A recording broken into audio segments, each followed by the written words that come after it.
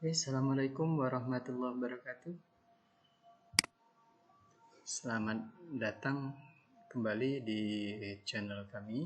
Ya, pada kesempatan kali ini kami akan berbagi informasi tentang jalur pendaftaran PPDB online Kalimantan Barat tahun 2022. Ya. Untuk jalur pendaftaran PPDB online Kalbar jenjang SMA ya, untuk jenjang SMA itu ada beberapa jalur pendaftaran dan ini penting untuk dipahami oleh para peserta sehingga nanti bisa memilih jalur pendaftaran yang tepat ya, jangan sampai nanti salah memilih jalur pendaftaran yang berakibat peserta bisa tidak melanjutkan proses pendaftaran atau menyebabkan peserta tidak lolos gitu ya. Oleh sebab itu ini penting untuk dipahami.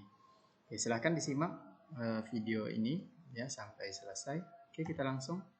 Nah, untuk jenjang SMA, untuk jalur pendaftaran PPDB online itu ada 4 jalur, yaitu ada jalur zonasi, lalu ada jalur prestasi, ada jalur afirmasi, dan ada jalur pindah tugas orang tua.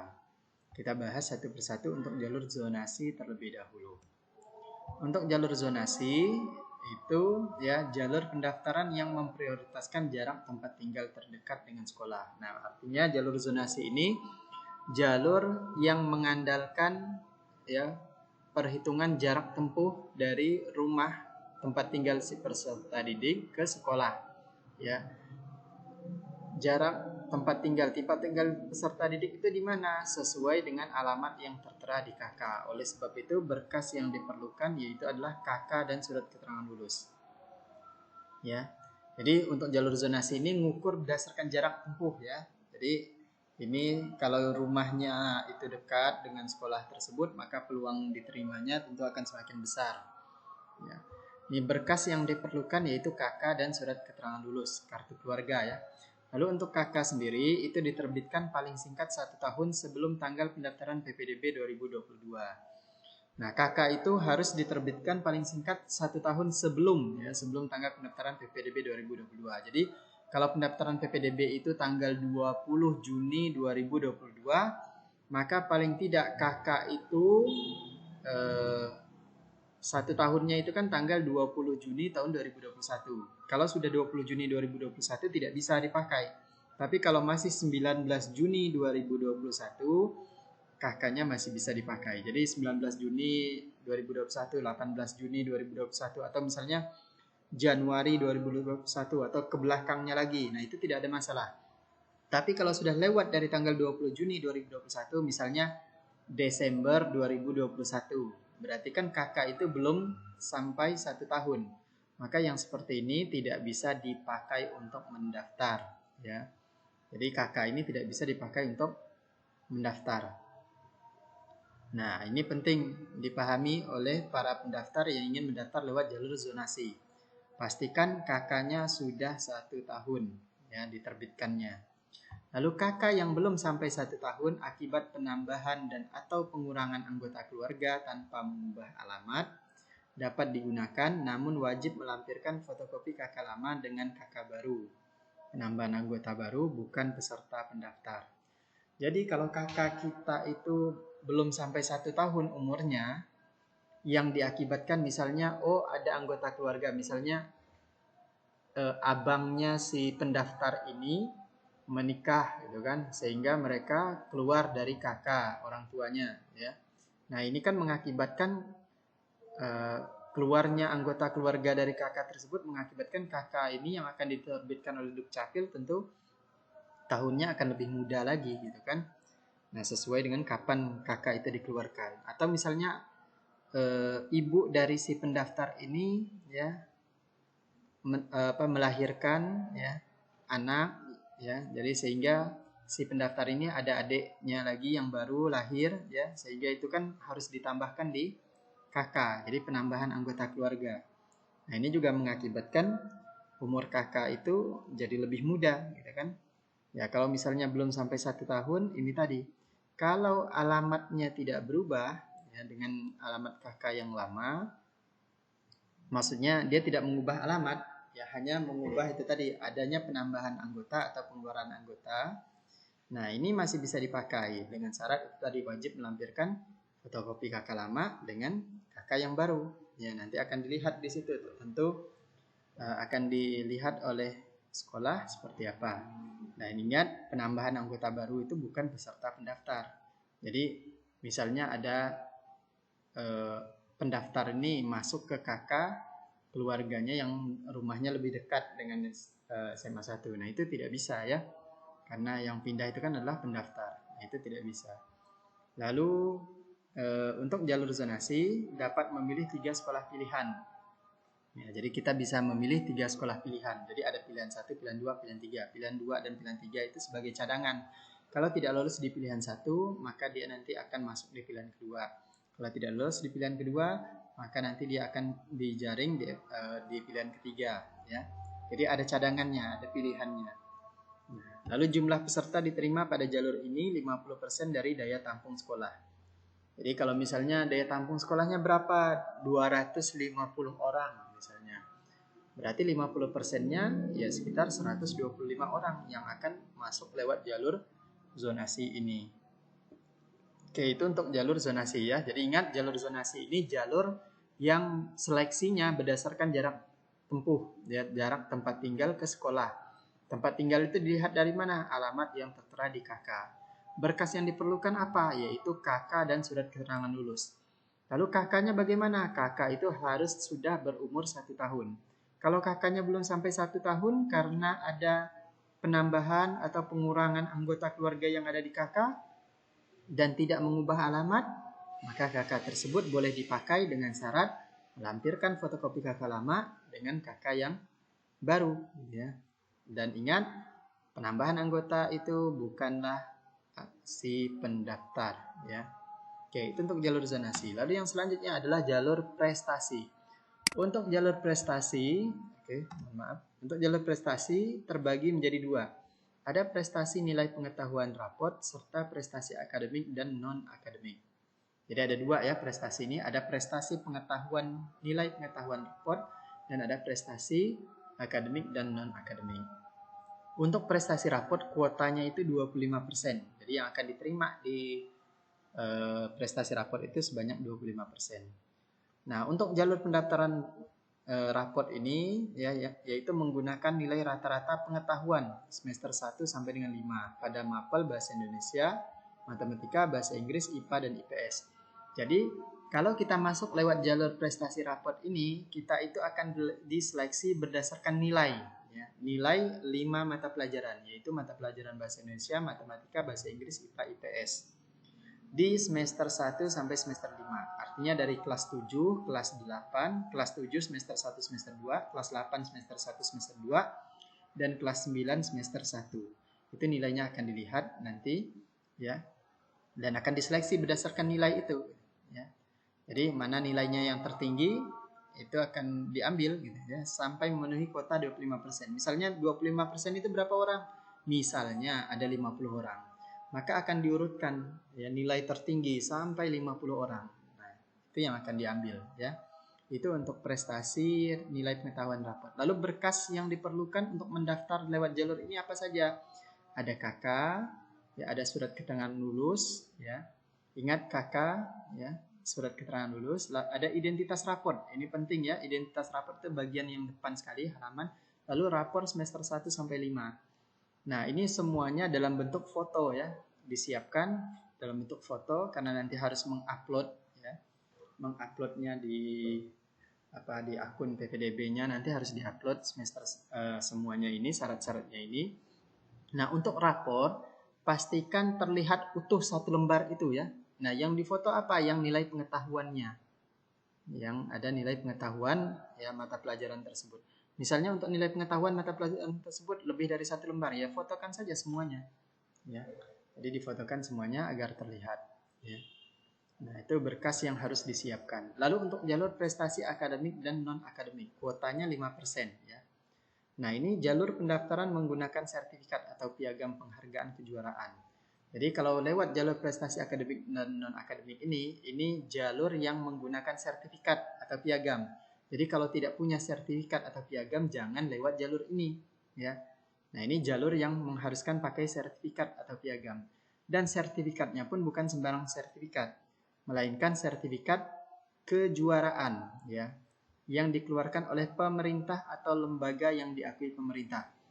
Nah, maka kalau kita punya sertifikat, dilihat dulu siapa penyelenggaranya. Apakah lembaga pemerintah, misalnya Dinas Pendidikan Pemuda dan Olahraga, atau misalnya apa ya, Kementerian ya, Kemenpora misalnya kan, atau misalnya apa gitu ya, itu lembaga resmi pemerintah atau lembaga yang diakui pemerintah. Misalnya di bidang olahraga itu ada KONI ya, kalau misalnya sepak bola itu ada PSSI ya, itu lembaga yang diakui pemerintah.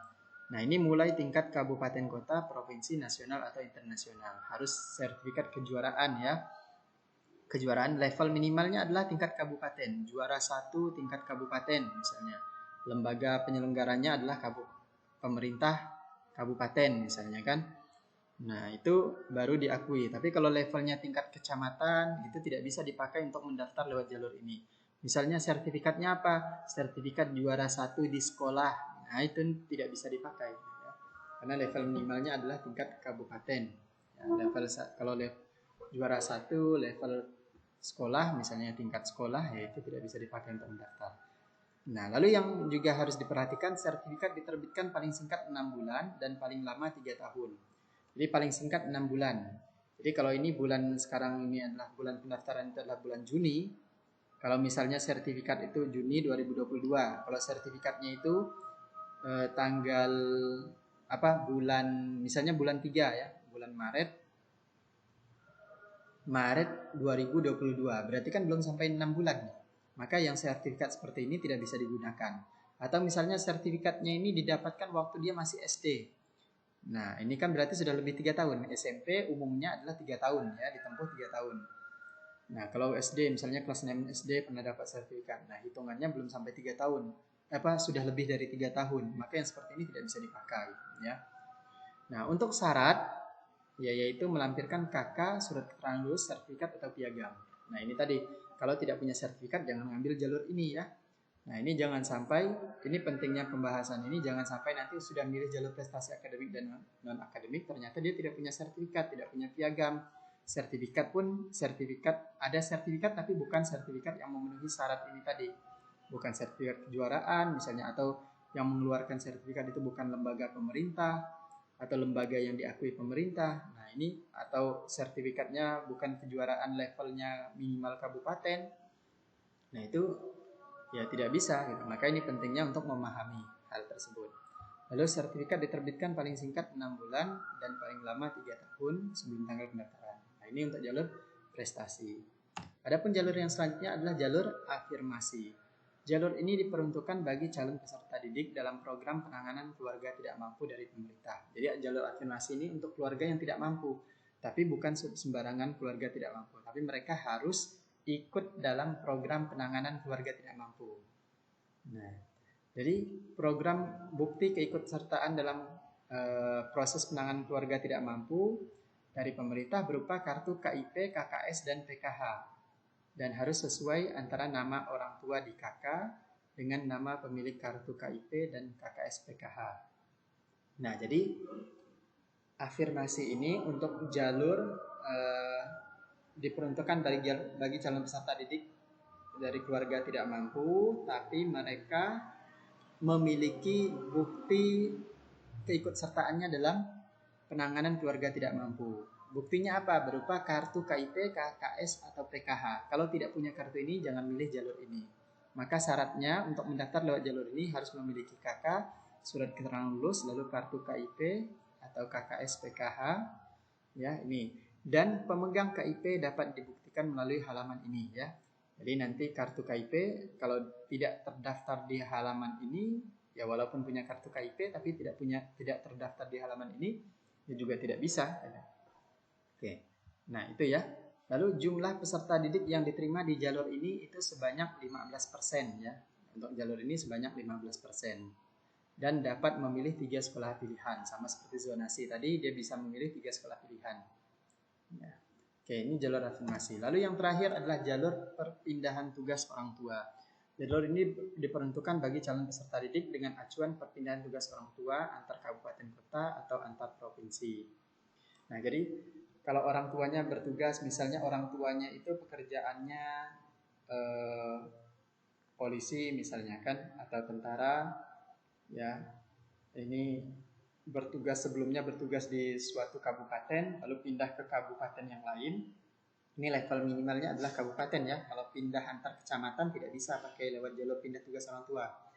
Jadi misalnya dari kabupaten. Misalnya kalau di Kalbar ini misalnya dari Kabupaten Sanggau pindah ke Kabupaten Sintang. Nah, ini bisa menggunakan jalur ini, yaitu jalur perpindahan tugas orang tua. Sehingga anaknya ikut orang tuanya, jadi tinggal di Sintang, kan ini bisa ya. Atau antar provinsi, misalnya dari luar Kalimantan Barat, ya pindah Kalimantan Barat. Nah, selain untuk pindah tugas orang tua tadi, jalur ini juga diperuntukkan untuk anak pendidik dan tenaga pendidikan yang mengajar atau bertugas pada sekolah yang bersangkutan.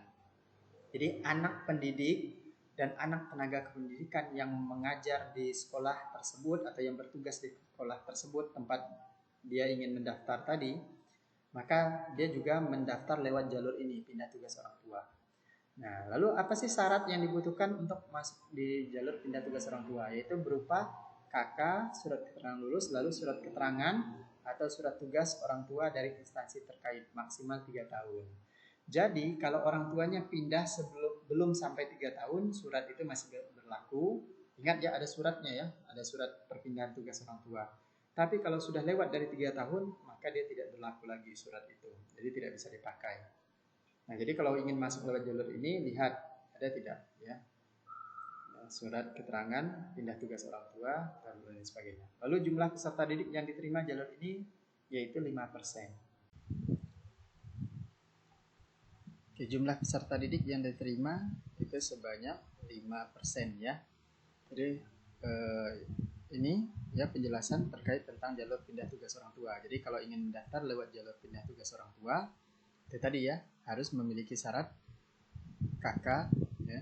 Lalu ada surat keterangan lulus, lalu ada surat keterangan atau surat tugas orang tua dari instansi terkait maksimal 3 tahun ya. Jadi kalau sudah lebih dari 3 tahun ya, surat pindah tugas itu usianya sudah lebih dari 3 tahun semenjak pendaftaran PPDB 2022 ini, maka surat itu tidak bisa lagi dipakai untuk jalur pindah tugas orang tua ini.